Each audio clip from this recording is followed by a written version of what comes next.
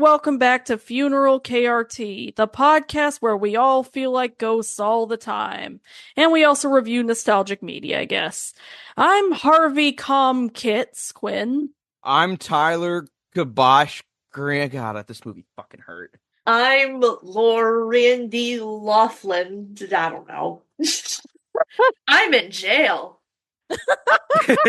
Yeah, you can tell we're not putting effort into our names anymore, because if this movie doesn't put effort into it, why the fuck should we? Randy, I told you not to bribe the schools for Kipper. What happened? Come on! He needs an Ivy League education. Randy can do whatever she wants. Kipper's a good boy. Yeah. He deserves good things. If you have to gerrymander to get that across, then yeah, that's fine. No, I actually did commit fraud to get Kipper into an Ivy League school. They just decided that he's so cute that I can get away with it. Yay! Alright, so welcome to our final topic for Funeral KRT 2024 edition, which, funny enough, isn't gonna be the scariest thing happening in late 2024. Vote, kids, vote blue. Alright, now time for alternate futures to whoever's listening to this podcast. If you're listening to this in the good future, we can finally take a deep breath and never have to see that fucker on TV again. If you're listening to this from the bad future, well, let's just try again in another 4 years. Yay! So, today's topic is Casper, A Spirited Beginning, a prequel, quote unquote, to the Casper franchise. Is it, though? No. Is it really? It's a shitquel is what it is. It's basically from Saban, so it's basically giving us the same amount of quality as Richie Rich's You know what? No. Richie Rich's Christmas Wish at least seemed like a fun, bad movie. Richie Rich's Christmas Wish had Reggie in it. This does not have Reggie in it. But it does have, check notes, Steve Gutenberg, Aunt Becky, a bunch of comedic icons being wasted on this fucking movie. Sherman Hemsley is in this for like 5 seconds. Because who wants to be reminded of Ghost Fever, am I right?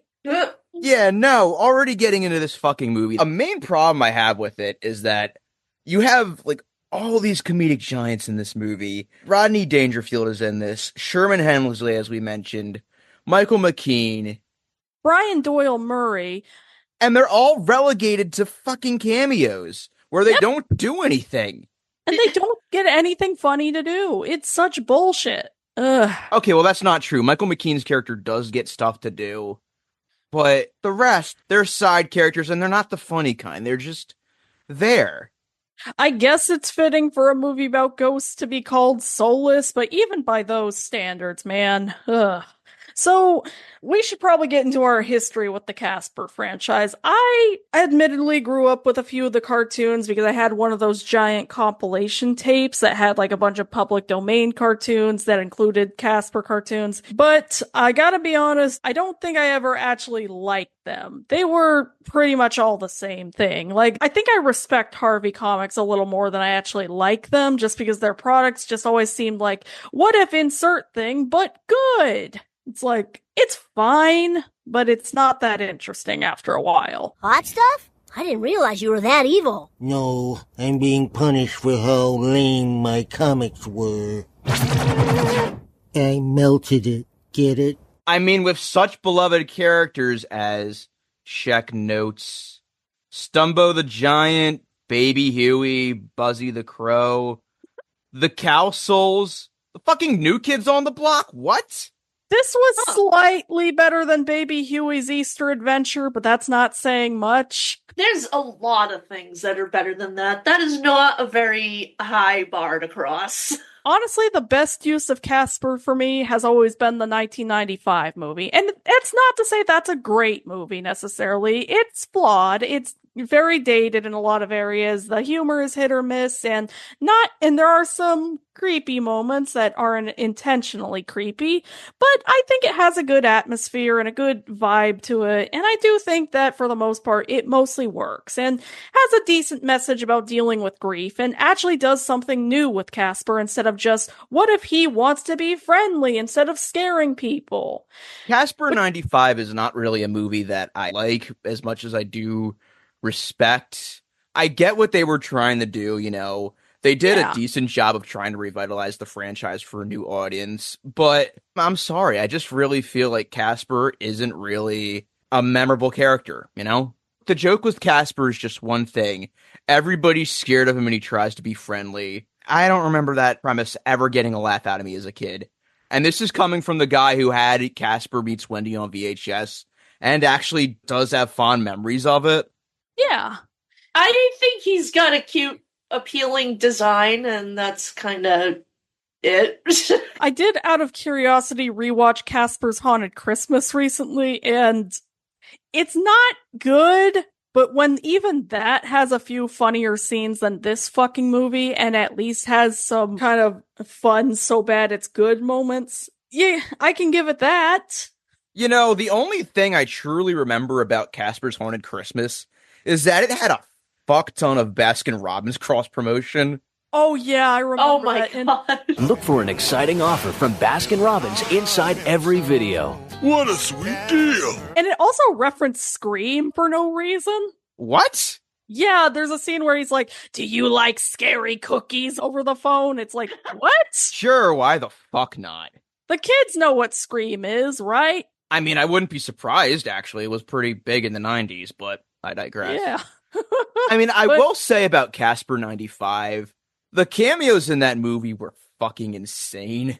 And at least they made sense. They were all from Ghost franchises. Like you had, what's his name? Father Gunn. Father Guido Sarducci? Yeah. Yeah, and you had Dan Aykroyd basically playing Ray. So it's like, Yeah, Casper and the Ghostbusters exist in the same fucking universe. yeah.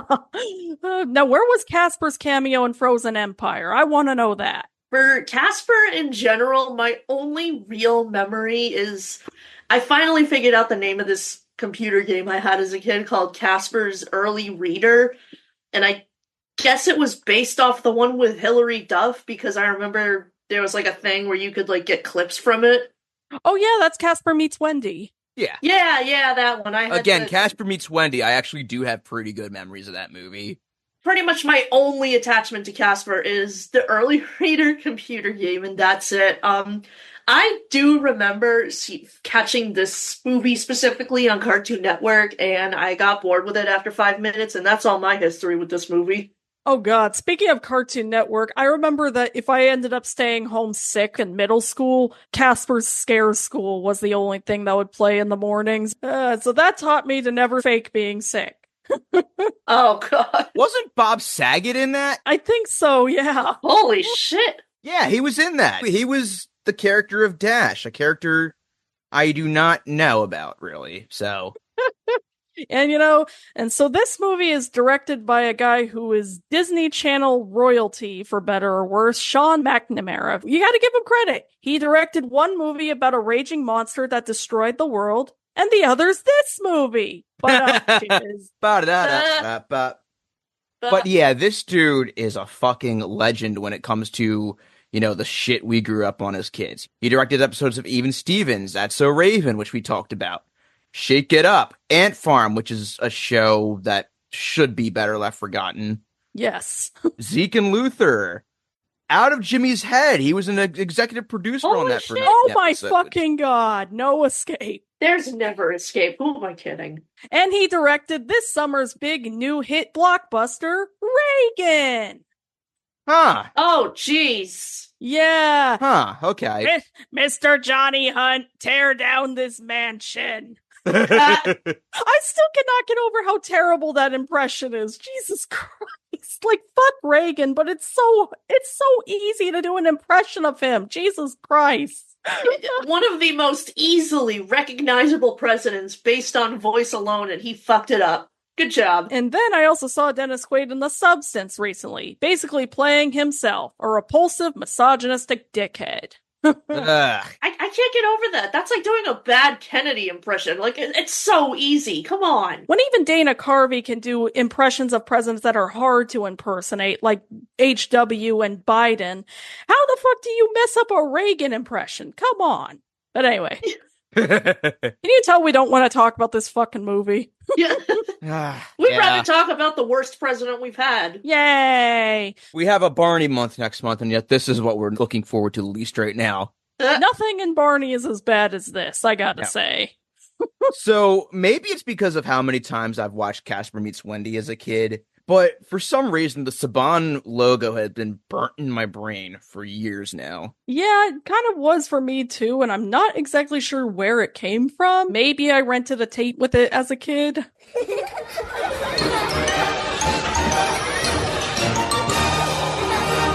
So off the bat, the movie starts off directly after Casper dies. I will say, while it doesn't necessarily beat the Little Richard cover from the last movie, the Kool and the Gang and Casey and the Sunshine Band cover of the Casper song actually does go pretty hard. Yeah, here's the thing. The soundtrack to this movie is very hit and miss. Somehow they were able to afford music from Oingo Boingo, the Backstreet Boys, Big Bad Voodoo Daddy, and Bobby McFerrin. Yeah. Here's the crazy part. At the beginning, they have a song where it's like, oh, haha, I guess they couldn't afford Oingo Boingo. It's like such an Oingo Boingo ripoff. Next song, immediately after that, is actually Oingo Boingo. And I'm like, what? Yep.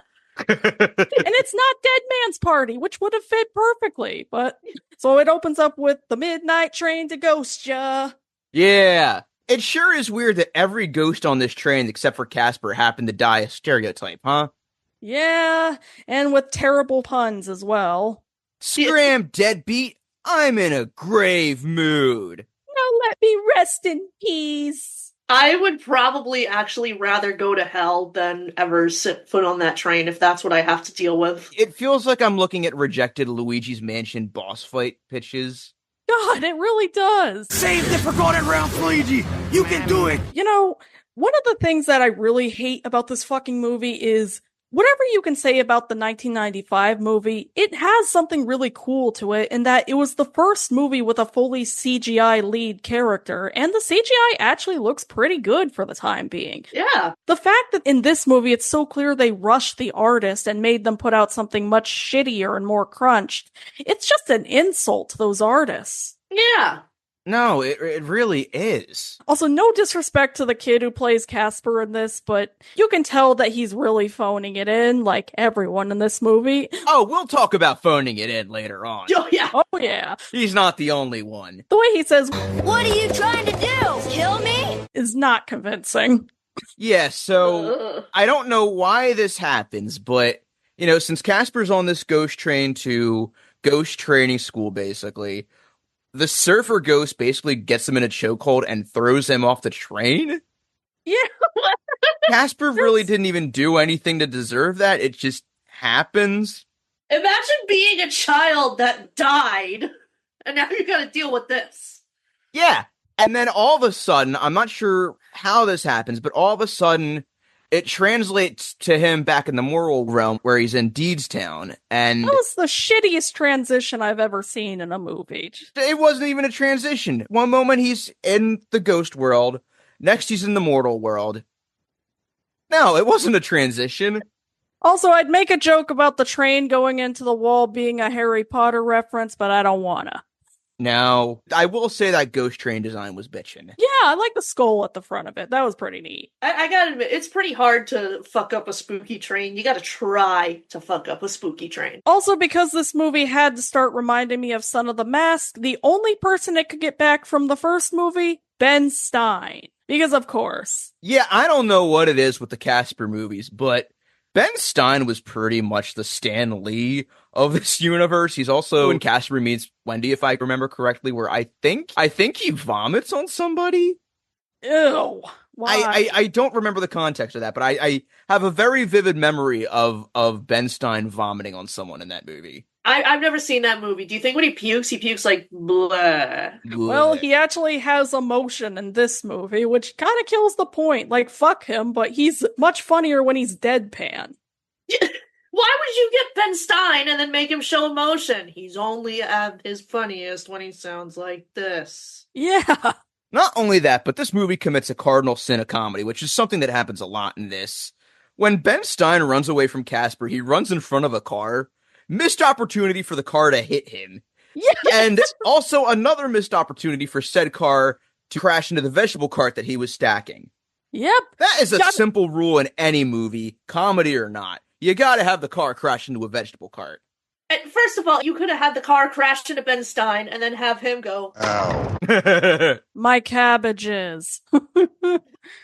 And this kicks off a common trope in this movie where a lot of people overreact to the existence of Casper, even though he's not even remotely a threat to anybody. So the whole plot of the movie is we're trying to get you to scare people. He's already scaring people. His mere existence seems to scare people, so what the fuck? Yeah, well, he doesn't even have to put any effort into it. Also, it's like, I've seen people react to, like, actual ghosts, like, throwing things at them less scared than this. Like I've seen videos where a poltergeist will throw, like, something glass at someone and they'll be like, whoa, that was scary. Something on Watcher joke. I'm sorry, but every time this bit happens where everybody gets freaked out by Casper, never funny. I know it's supposed to be silly. I know it's supposed to be exaggerated, but what's the joke here? They're scared of a floating CGI blob that isn't even remotely threatening? This is some of the worst slapstick I've ever seen in a movie, and it's very clear it wasn't directed well, so it's like, what is even the point? Oh, I don't want to do this no more. So then we get introduced to Chris, our other main character, who's supposed to be like this weirdo outcast, except he looks like a generic normal kid. See, he's special because he's the only one that doesn't go whoop, whoop, whoop, whoop, whenever he sees a ghost. And he's into geek culture, like X-Files, which was a popular show. Remember, 20th Century Fox distributed this movie. Hey, little 4 and 5-year-olds watching this movie, check out the X-Files after this. You totally won't be scarred for life. They resisted adding in a Simpsons reference. Insert that one Casper Simpsons clip here. I think Casper's the ghost of Richie Rich. Hey, they do look alike. Wonder how Richie died. Perhaps he realized how hollow the pursuit of money is and took his own life. Kids, could you lighten up a little? And we also get introduced to his dad, Tim, played by Steve Gutenberg, and oh man, you guys want to talk about phoning it in. If Steve Gutenberg had the opportunity to perform this movie solely inside of a phone booth, he would. Oh my god, he is not even trying in this piece of shit. Oh my god, he's got the unlimited data phoning it in. And this was the same year he was in the fucking Twilight Zone Tower of Terror movie, so... The way I look at it is that I'm guessing that they wanted to get Rick Moranis to play the dad in this movie, but they couldn't afford him. Either that or he'd already retired at this point. For fuck's sake, he even looks like Jerry Todd from SCTV with the Guten beard. Yeah, I could see either Rick Moranis or Charles Grodin. And Charles Grodin actually might have pulled it off. But Nikki, why are you doing this? Why am I doing this? Because I'm a villain. It's pure and simple. I forgot the name of the giant green fucker, but Kibosh, yeah. Kibosh. Take a guess who voices him. James Earl fucking Jones. This movie just makes you want to talk to him via Ouija board and say, God damn it, James, you didn't have to say yes to every script you were handed. Oh yeah, we'll get to him. You want to talk about actors wasted in this movie? There is so little of James Earl Jones in this. Yeah. And he phones. He unlimited talk, text, and data phones this shit in. He did this in 5 minutes. And he still sounds badass, so... That's just a testament to the dude's talent. This is the least amount of effort I've ever seen him put into a role, and he was still badass. I'm in charge here, and nobody skips training. Especially little snot noses named Carter. So Chris makes his dad breakfast, which is a donut in milk with whipped cream. Why? I don't even think the dad was running late. He just didn't want to eat that. Oh, that's his Guten breakfast. Chris, this is why I wanted your mother to have an abortion. Oh yeah, did we mention the fact that his dad's a workaholic widow? Because of course he is.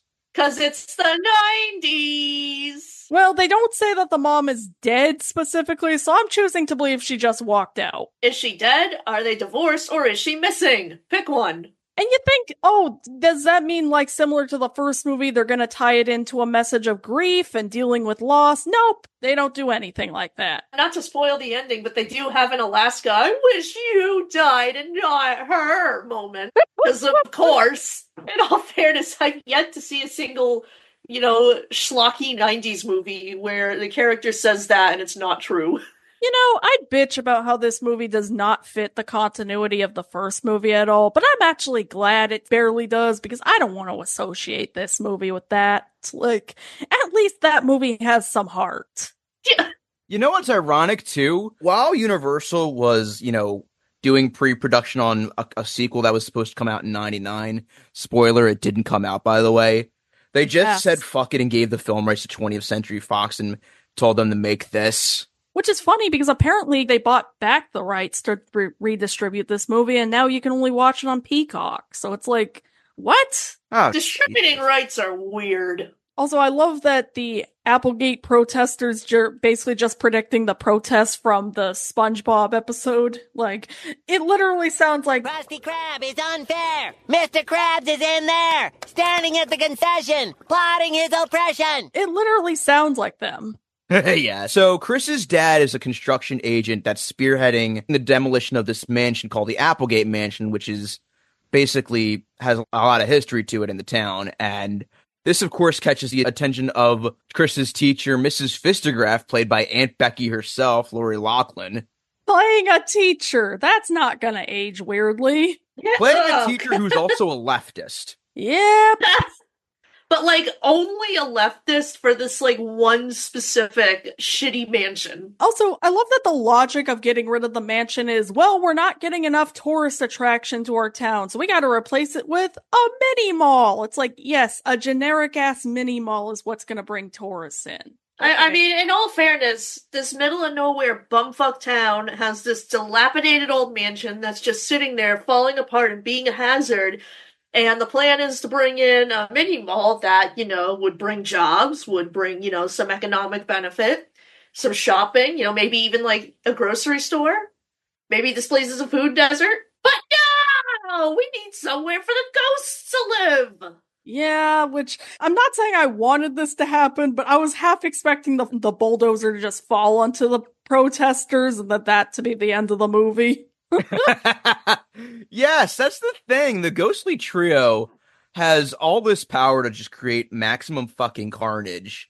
And instead, all they do is just mildly inconvenience the protesters. This movie, and we haven't even gotten into all of them yet, this movie is take a shot for every 90s family movie cliche, but if you're suicidal. Yeah. All right, fuck it, let's just die of alcohol poisoning. For example, they possess the bulldozer.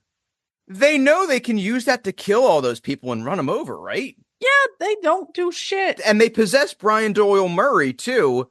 They don't bother to, corrode his soul from the inside out. They just mildly make him bounce around. I totally forgot to make one more joke about the Lori Loughlin being a leftist, but over this mansion. Yeah. Okay, good. Single issue leftists? Who would have thought of such a thing? Now. Also, I learned this trick from my mummy. Fuck you. Okay, the ghostly trio wasn't that funny in the first movie either, but at least Bill Pullman playing off of them as a straight man made them a little more tolerable, and they went through a bit of an arc that at least made them a little more likable. This, I wanted them to fucking die again. They're already dead. Yeah, you wanted to bring them to life and then kill them again. Yes, exactly. Get me my Proton pack, I'll kill them again. And also, take a fucking shot every time they say fleshy in this movie. You'll be fucking dead before the fucking climax. It is honestly actually so funny that they've invented a slur for people who are still alive. Yeah, there's a lot of fucking slurs in this movie for the living. I think my favorite one of all of them is air sucker. Yeah. Dude, you know what? That's it. We need to make some slurs for ghosts. How do you feel about that worm food? Also, you know what I've badly always wanted to see? A nasty fucking scene of ghosts just sneezing on people and it looking like Nickelodeon slime. That's something I definitely needed to see. Something, he slimed me. Yep. This is what has become of our lives, you guys. Talking about this fucking shit. And as I said, holy shit, the green screening in this, even for a direct-to-DVD movie, is fucking terrible. Jesus Christ. Like, they're barely on screen half the time. They don't even look like they're sharing the screen with the people. It's insane. There's literally a moment later on where they have to put Casper under a sheet and just have a live-action child stand in. Just because they didn't feel like animating. Which, by the way, I feel so bad for the child that was promised a role in this movie, but had to do that. Yeah. That must suck. It'd be like how Tony was in the Joy Luck Club with a box over his head, except he wanted to do that. Hi, babe, I love you. Wasn't he also in that, like, Michael Jackson music video, but, like, way out in the woods or something? Yeah, he says he still hasn't found himself in it to this day, so... Oh my god. Hopefully one day. Release the Tony cut. Oh, another fun fact about things Tony was in. There was this Oscars intro somewhere. I can't remember for the life of me which one it is, where they just, like, ask a bunch of, like, random people their favorite movie. Holy Grail. That means Tony Goldmark shares a film credit with Donald Trump. Seeing King Kong try and conquer New York. Me fucking heart stop! Oh, Tony. I mean, yay for Tony, boo for Trump. Oh, man. I am so sorry, Tony. I'm so sorry for reminding you of that, but oh my god. Also, you gotta love these bullies. They are not Reggie. Oh my god, 90s, give me your lunch money, nerd bullies. Here we go, another cliche. Take a shot, or don't, because that would be irresponsible. Even Biff Tannen would be ashamed of these kids. Biff Tannen was awesome. Get the hell out of my car, old man! Reggie was awesome because he was like a little megalomaniac. Yeah. This is just literally copy-pasted, give me your lunch money, nerd. And also, the fucking girl love interest friend he makes towards the end of the movie is with the bullies. Spoiler alert, her arc is not earned. Oh, another 90s cliche, what do you like him or something? Yep. If she actually acted like a best friend and showed up in the movie more and tried to, like, actually be a friend to Chris, I'd say it was warranted, but no, it really wasn't. No hate to whoever was playing Chris. I'm sure you've gone on to do wonderful things with your life that aren't this, but my god, that is the most annoying voice I've ever heard in my life come out of a child. I feel like I'm at the grocery store just trying to get my damn ice cream with the kids screaming next to the aisle. Everything's more important than me. Although I will say, apparently he actually went on to play Casper in Casper's Haunted Christmas, so he couldn't escape this franchise. Oh god, he died. Oh god, it's a fucking curse. Yeah, something, Chris, we can't both exist. And also, when it cuts back to the ghosts in the mansion, one of them says, just like the U.S. Scare Force. I was just like that scene from the Some Jerk with a Cam of Shrek review. Ow! Okay, I'll talk! This government does not torture. Oh, I forgot to mention, too, when the bullies are harassing Chris and suddenly the mob of people that just get scared by the ghost starts running out. In my head, I just started singing, Cleveland Rocks, Cleveland Rocks. Okay, was Michael McKean ever on the Drew Carey show, side note? Because I feel like he was. He probably was, I think so. Okay. I know Peter Scolari was. Oh, cool, yay! I haven't watched that episode yet, though. Also, when one of the ghosts sees Chris and he's like, it's that Snoop again, I was just like, you're never gonna be Dr. Robotnik, I'm sorry to say. I guess it's kind of neat that he's the only kid in town who isn't scared because he badly wants to join them, but why? These ghosts can possibly kill you, kid. Oh, you want to join the ghosts? That's kind of dark. Yeah, it's like, you have so much to live for. Like, there's an easy way to do that, kid, and you're not gonna like it. You're not gonna drink that cup of rat poison, are you? Yeah. No! Just give me that! Give me! Now, you got a lot to live for. Just mellow out, okay? Yeah, when Chris the kid comes in and he takes a picture of the ghosts, I thought to myself, you dumb child! Spirits are frightfully sensitive to bright lights. Hasn't the Haunted Mansion taught you anything? Which, by the way, we should mention the voices of the ghosts in this. So, Stinky in this is voiced by Goofy himself, Bill Farmer. Yeah. Fatso is voiced by Jess Harnell, and Stretch is voiced by Jim Ward, who he was the voice of Doug Dimmadome. Oh, yeah. Oh, by the way, Jess Harnell, in case he sounds familiar, he is Wacko. Yep. And he was also the voice of Brer Rabbit in Splash Mountain. Their talent is all wasted here. It's, Yeah. They put their best into the ghosts, but they just give them nothing funny to do. This is just such a case of bad direction. And then also, can I just say how boring the fucking mansion looks and how fucking ugly this movie is? Why the fuck do they want to keep that piece of shit so bad? Because it has history. Yeah, like, compare it to this awesome looking Gothic mansion in the 1995 movie with a lot of detail, gorgeous fucking set design. And in this, it's literally just a dilapidated house from the 1930s. It's like, what is so historical about it? That it was owned by the founder of buttfuck nowhere unspecified state America? It doesn't even look like a mansion. It looks like they just took one of the producer's houses and just covered it in cobwebs. It's so generic. And so then we cut to the ghost town, which also looks boring and ugly. And you know what? Speaking of grating fucking voices, Pauly Shore's in this. Yeah. No disrespect to Pauly Shore, but I have liked him in exactly 3 things. 1, a Goofy movie. 2, that one episode of Futurama. And 3, Father, tell me, when can I leave to be on my own? I've got the whole world to see. And here, sadly, he's just fucking annoying. Is starring Pauly Shore as all of his worst roles. Yay! The Sniveler, guys! He's the Sniveler! Major brownie points for the Sniveler. God, who fucking wrote this? He has the gall to say, "You didn't laugh at my jokes," which I am willing to bet that was Pauly Shore's exact reaction to the critical reception of Biodome.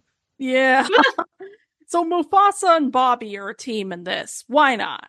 And also, like, the green fucker keeps getting Casper's name wrong because that joke's not overused at all. He had an opportunity to call him Catheter and he fucked it up.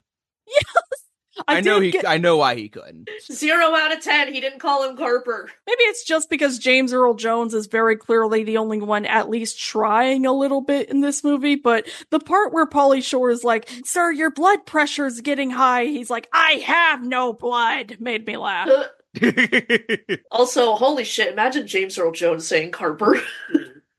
Oh my god, yes. Carper with James Earl Jones' voice, like that Simpsons episode. Oh my god, imagine. This is indeed a disturbing universe.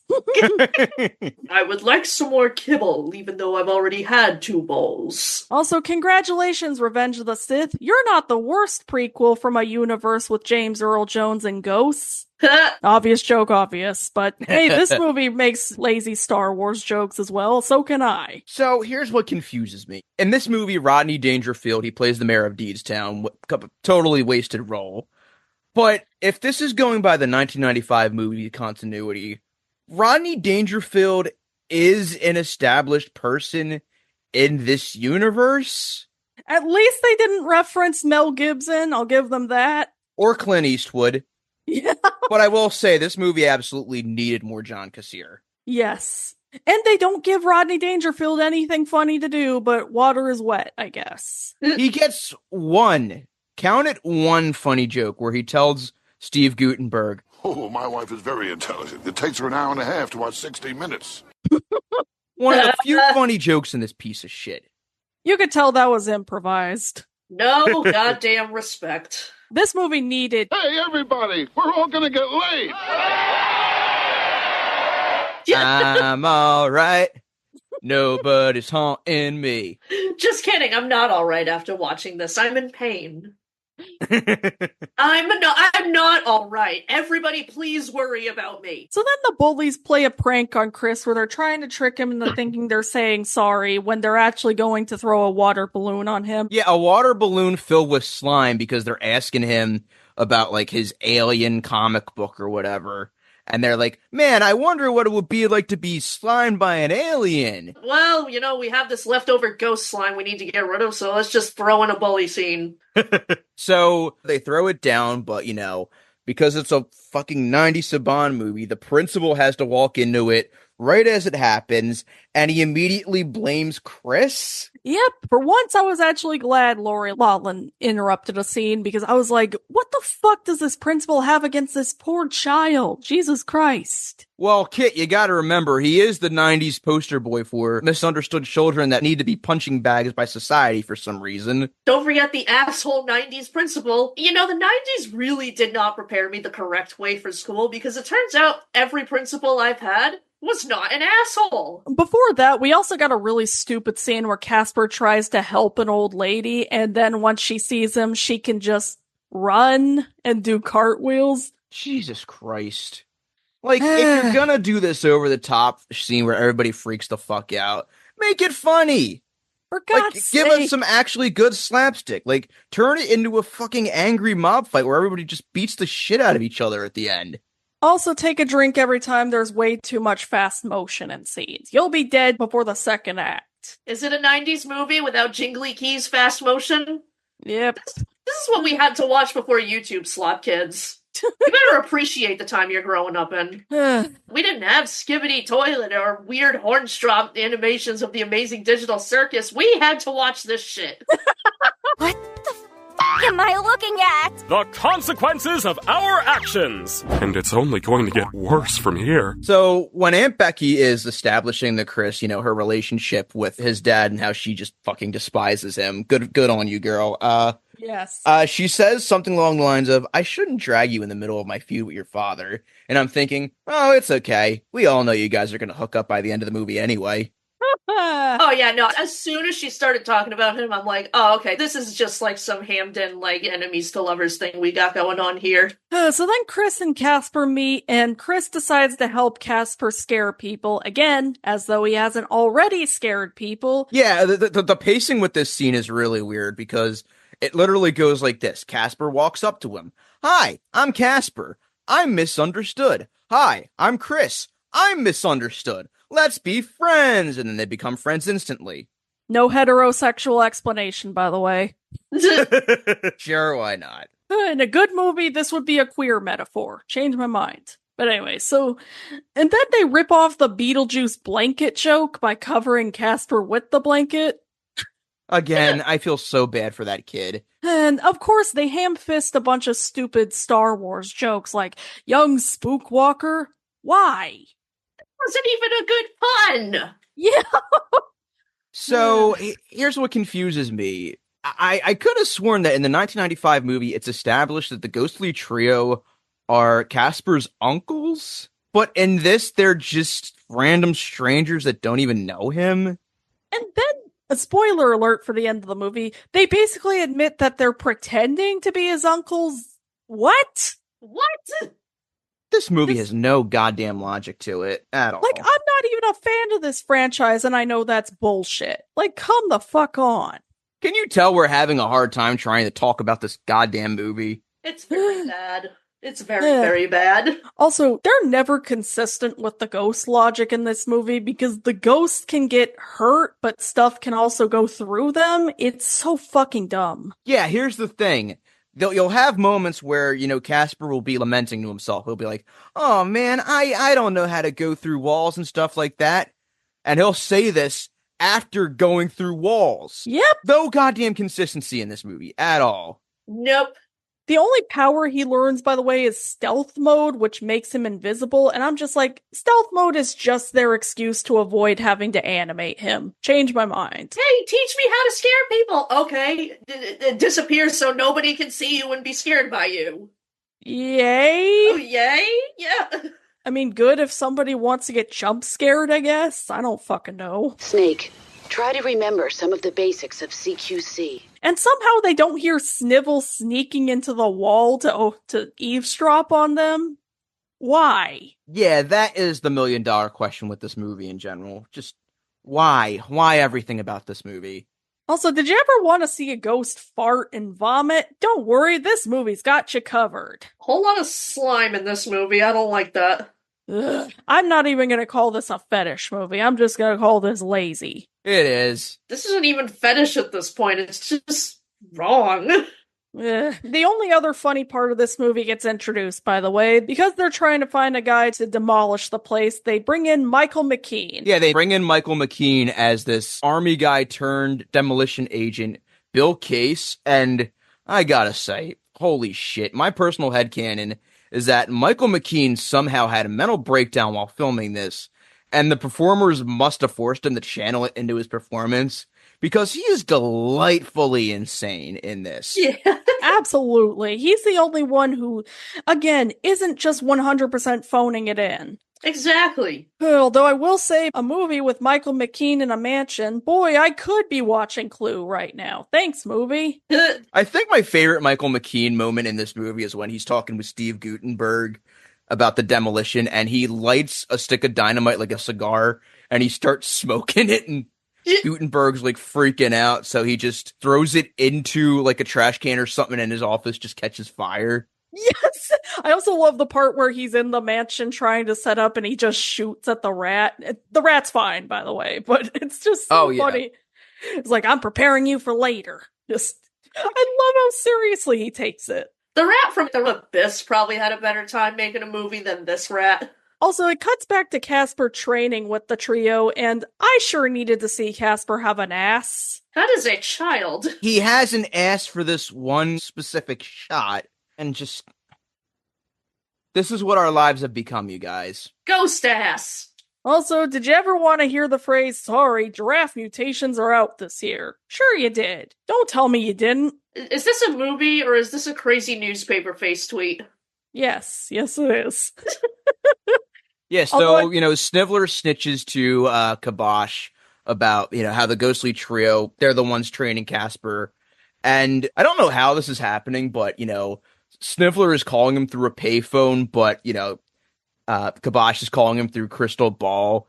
But, he can actually see him through the crystal ball, and then he punches him through the crystal ball, which goes through the phone. How the fuck does this work? And he can electrocute him too, which, okay. Yeah, and he has bones. He has a skeleton. Why the fuck do ghosts have bones in this universe? Maybe ghosts in this world actually are in hell. Maybe this is hell. So Mrs. Fistagraph hates Chris's dad, constantly calls him out, but wants him to come out to the open house anyway? What? Well, no, I thought it was mandatory for all the parents to come to the open house. Yeah, and wouldn't Chris be rejected at the door if that was the case, if he didn't bring his dad? Yeah, well, no, that's the thing, because they need to set this up to have a sad moment where his dad is too busy with work to show up.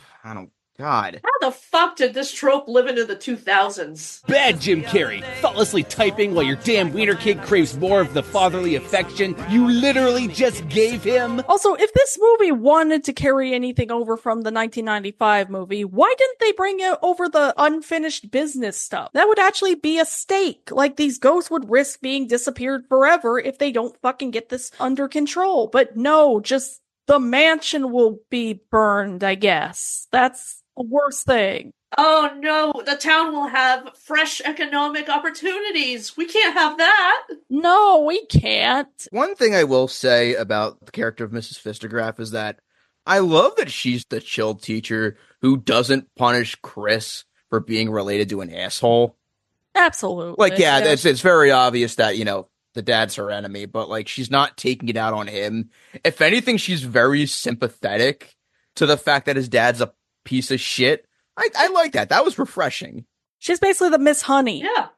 She really is. She should have adopted Chris. Change my mind. Yes. Oh my god, this is CJ7. Ah! No! Holy shit! No!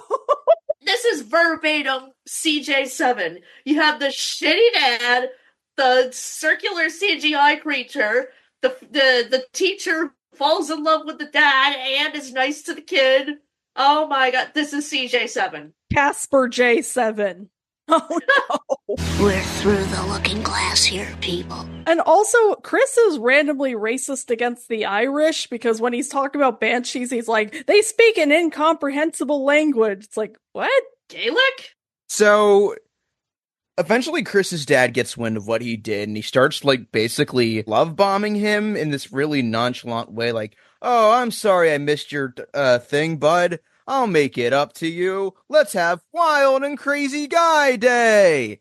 That's literally what he says. He literally says, It's Wild and Crazy Guy Day! Yeah, right. Yes, it is. I'm surprised he didn't go full SNL reference. We are Two Wild and Crazy Guys! Day. And also, as this scene's playing, I'm just having that BoJack Cat in the Cradle scene play in my head. Don't play that, son! It's too relevant now! And also, the scene where Casper accidentally sits on a spring and accidentally does a scary face, I will say scared me, but not in a good way. Not in the way this movie was hoping. Yeah, the CGI was just that fucking bad. So bad. At this point, it's just giving Son of the Mask.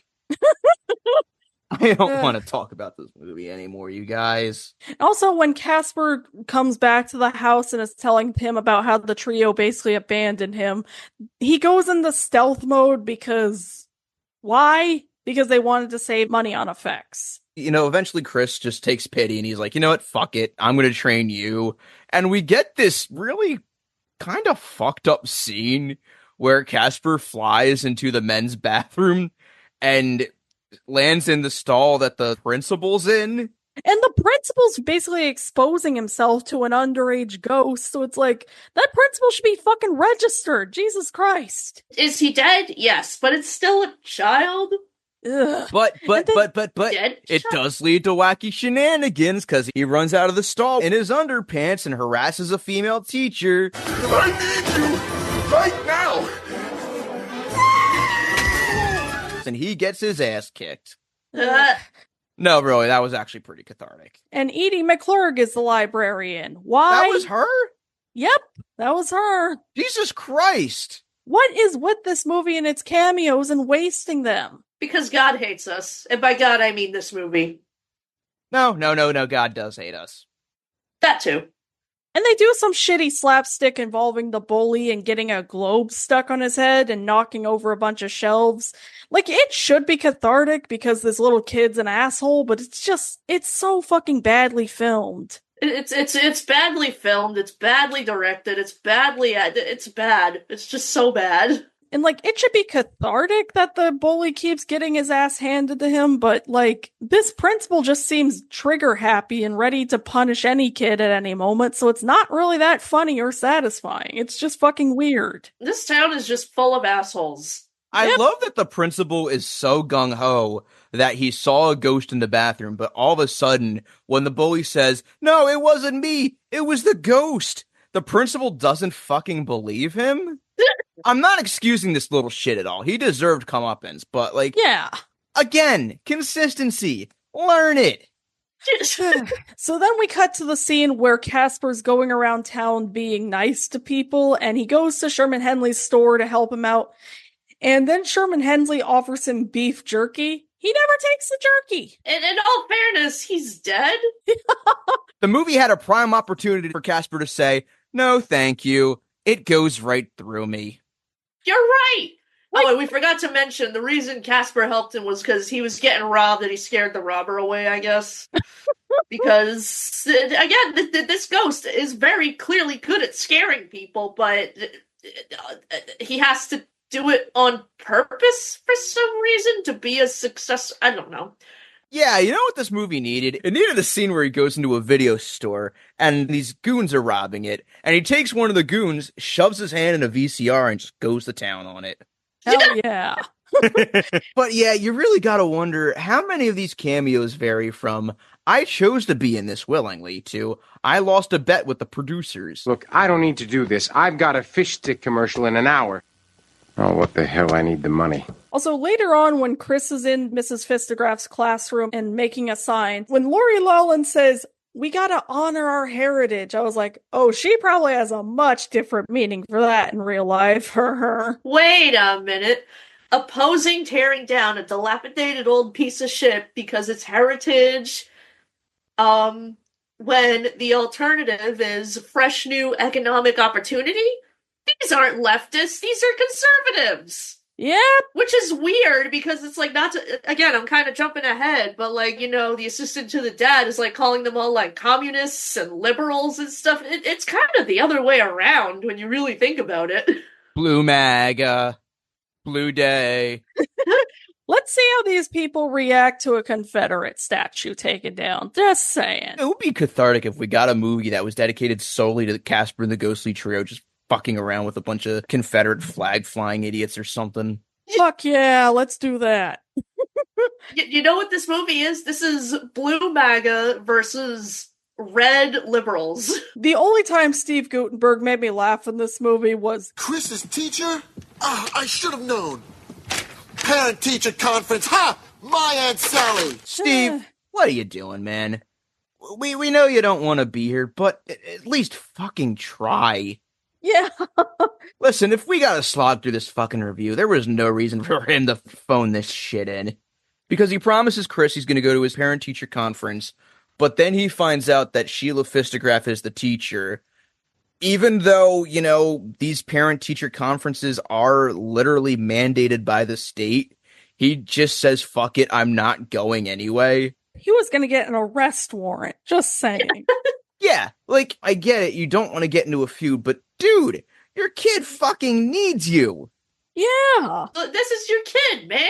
Your kid has communicated to you several times that he needs you to be there for him, but you keep blowing him off. Dude's just a fucking asshole. I get it. It's your sworn duty as a 90s family movie dad to always be too busy to spend time with your kid, but come on. And also, later on, when Chris is at home and setting up the plays, Mrs. Fistagraph stops by and he tells Casper to hide. So Casper's only power that he's established so far is stealth mode. What does he not use when the teacher comes in? He doesn't use stealth mode. He just fucking disguises himself. He makes himself look like a fucking decoration on the wall. Oh, we need to rip off E.T. We need to do the E.T. scene. We need to do the E.T. scene. Another 90s cliche. You had one job, movie. One fucking job. But we want to do the E.T. scene. When Aunt Becky notices Casper on the wall, and she asks what he is, I was fully expecting Chris to go, oh, that's just a CGI model that the animators gave up on. And also, you gotta wonder if Pepsi sponsored this, because I was noticing a lot of Pepsi products in the background. I mean, it's just like the 1995 movie. Yeah. But where was the Baskin Robbins? It's the Pepsi way. It's the choice of a new and a dead generation. All I want is a Pepsi. So Chris's dad comes home and he tries to make everything up to him. And it basically just devolves into a whole bunch of bullshit where he promises Chris is going to devote all his time to him, literally leaves the room to take a phone call from the mayor. You know, I'm not saying this scene was good. The fight scene was actually pretty well acted, mostly because it walked so Hereditary could run. No, this is another thing I noticed about 90s movies. It's like, hey, it's Blinko, the hockey-playing horse. What a wacky, funny movie. Here's the dinner table scene from Hereditary now for no reason. Yeah. Yeah, because, you know, Chris is talking to him. He's like, I want you to meet my new friend Casper. But, you know, while Casper is outside, you know, trying to pump himself up, he gets kidnapped by the Ghostly Trio because they found out, you know, he's being nice to everybody and helping them, which is not, you know, what ghosts do. When Chris tries to introduce him, Casper doesn't come in, so his dad just fucking flips his shit and says he has too much of an overactive imagination. Yeah, son, that'll teach you to be a child. How dare you have childlike wonder and whimsy at your age? Another thing, why couldn't Casper just be at dinner and then Chris be like, oh yeah, Dad, here's my friend, he's dead. Like, literally the easiest solution ever. But no, we gotta have drama instead and have the dad basically throw out the son's project because what a likable guy. The Little Mermaid did this scene and it was really successful. We gotta do it too. Yep. And then when Chris runs away... Good! I'm with Chris on that. He should run away. Let Aunt Becky Miss Honey him. Yes! Yeah. Hell, hey, he could get into a really good Ivy League school if Aunt Becky adopts him. Let Guten Dad die alone with the Guten beer. That's his new son now. And so then the next day it cuts to the dad coming back home and finding Chris's runaway note. He wakes up drunk, basically. That's what happens. And you know, when Casper shows up, I dead ass thought Steve Gutenberg said fuck when he fell. I bet he did, and they just left that in there. This is like Paul McCartney going fucking hell and Hey Jude. Also, you gotta love that the bully only got a month of detention for all of that. Like, wouldn't he have been expelled by this point? But Kit, it did go on his permanent record. Yes. Is that even a thing? No. Like, I always hear about that, and then I would ask, like, my actual teachers about that, and they'd be like, oh, that's not a thing. Is it a thing, or is it not a thing? Imagine being rejected from a job just because you got in trouble in 5th grade. Actually, the more I think about it, that doesn't sound as far off from our reality. The only way you have a permanent record in life is if you do something like fucking shoot up a school or fucking play a prank where you threaten to shoot up a school. Like some guys thought it was funny to do on my last day of high school. Oh, Jesus. Yep, that was their senior prank. Solidarity from the high school that was getting bomb threats every other week. Just... Thankfully, those fuckers were not allowed to go into their colleges, so thank fuck. Yeah. Oh, thank God. But anyway, so then Steve Gutenberg and Lori Loughlin team up, and Aunt Becky almost kills every single person in town as she's driving. Yeah, she has fucking road rage while arguing with the dad, and again, doesn't crash into this fucking vegetable cart. Like, you'd see Ben Stein just, like, back to normal and then stacking it up, and then he jumps out of the way again or whatever. That would have been funny. We forgot to mention, too, that Chris runs into the bullies the night before, and they get pissed off at him, and, you know, the girl stands up for him, and I don't know how this happens, but, you know, this bully goes from rejected NPC Power Rangers bully to attempted woman basher to attempted murderer, because him and the kids lock him in the Applegate Mansion where Bill Case put the bomb in to demolish it the next day. Yep. Well, we gotta rip off the Stephen King bullies too. And it was at that point that, you know, I realized, yep, these bullies need to die. Yep, I agree. You know what? This whole movie needs to die. And so then it cuts back to Chris being stuck in the mansion as the bomb's about to go off. And again, Casper can now go through walls, but he can't bring people through them. Okay. That feels normal. We have flesh and bones and organs that can't go through walls. I mean, the only, you know, solace I got during this scene is when Bill Case is just having a meltdown about not setting the bomb off, that he just throws a bucket at Gutenberg and it knocks him out. Yes. He deserved it. I'm not gonna lie, it would have been so funny if Steve Gutenberg ran in to rescue him, only gets Chris out, and then it gets killed himself and turned into a ghost. Like, make it the first movie, but he doesn't get cured. The end. There we go. Oh no, he just gets straight up dragged to hell. Yay! Later, fucker. Him and Bill Case, when eventually he does find out that Chris is in there, instead of setting the bomb off, he sets the failsafe mode, which makes the bomb go off even faster. And I'm not even gonna lie, I really wish Chris's dad got a few good punches in. Yeah. He almost does. He chokes him for like a second, but it would have been so nice if the movie just ends with the townsfolk just literally beating the shit out of him. Yes. And also, Kibosh is able to capture the ghostly trio and keep them in a cage? What? Movie, that's why. But it's a cage of bones, so I guess it's different from the other stuff they could float through. You know, I don't want to talk about this movie anymore. Let's just rush through the ending. They keep their shitty mansion. Nobody gets a job. The end. Chris and his dad end up reconciling. It is not earned. The girl becomes friends with Chris. It is not earned. The bullies get no comeuppance. Also not earned. The mansion fucking stays. Not earned. Well, the bully does get their comeuppance because the trio hangs them by their underwear, which... fine. Then Casper basically pulls the Solo a Star Wars story with his name and calls himself the Friendly Ghost, and he and the trio trick Kibosh into thinking they're family, which he's gonna figure that out if he finds your records. I'm just fucking saying. And the movie is over, thank God. Burn it. It's over. Burn the tapes. Fuck this movie.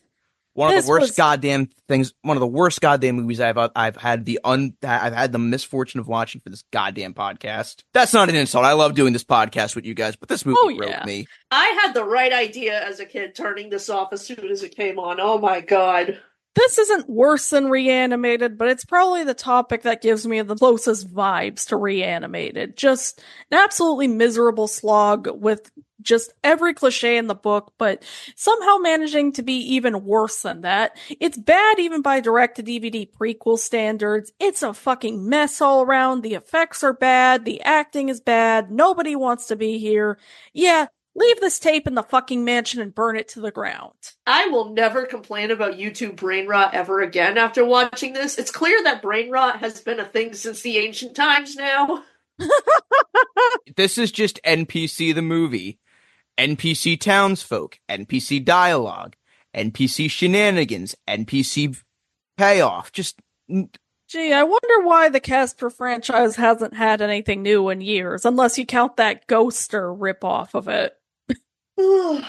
So yeah, that about wraps it up. Thank you everybody for joining us for Funeral KRT this year, and please, if you live in the United States, vote blue on November 5th. For the love of God. Please, I will drag you by the ear if I have to. Yes. I'm sorry, I'm basically a zombie at this point. Yeah, what they said. They said. Just make it stop. Turns out October is only the second scariest month of 2024. So you can find me at the usual. I don't feel like plugging today. Just vote blue, for the love of God. Fuck Twitter. Vote blue. I'm probably gonna go on Tumblr when this is over. Yay. You know what? Just... my head hurts. Yeah. This movie hurts. Jacob, just play the ADR plugs, where I'm in an obviously much better mood. What? Oh, yeah, let me get that.